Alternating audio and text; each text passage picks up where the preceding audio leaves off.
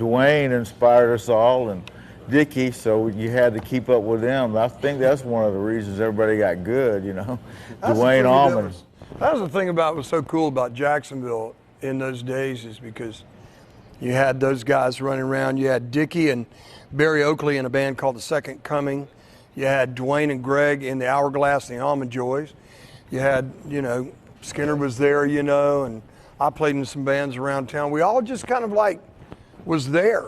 Larry Reinhardt was in the weirdest thing. Great picker, and Reese, and all these great players. They just kind of gathered around Florida and hung out, and it was like there was a hip section of town on Riverside Avenue.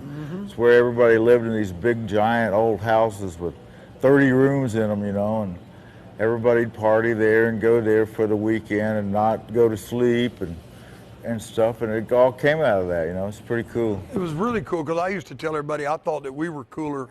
Our thing in Jacksonville, Florida was cooler than Haight-Ashbury. Yeah. You know what I mean? We had the best musicians. It was the same thing as the West Coast scene or the Southern scene, or New York had its scene, you know, and then we were always influenced by the British scene, and Hendrix and, well, Clapton and Cream and the Stones and the Beatles and all that. That was where we kind of learned from. Back in the old day, it was called the Beachcomber Lounge or the Comic Book Club.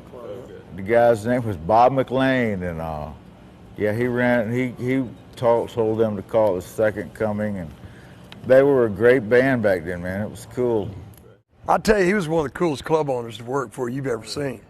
And he got it so easy, and you know, those days were just. My first gig for Lynyrd Skynyrd wasn't a drummer. I was a light man for those guys for a couple of nights. You know, stepping on buttons and doing the shaky thing over the light. You know, it was psychedelic and everything. So that was actually my first gig with them. Back then it was weird, you know, there wasn't much going on. There was only one cool section in town, and nobody messed with us, you know, so it was pretty cool. And they have B-ins, or out in LA they were love-ins. In Florida they were B-ins, and everybody jammed for all day and up into the night, and it was great.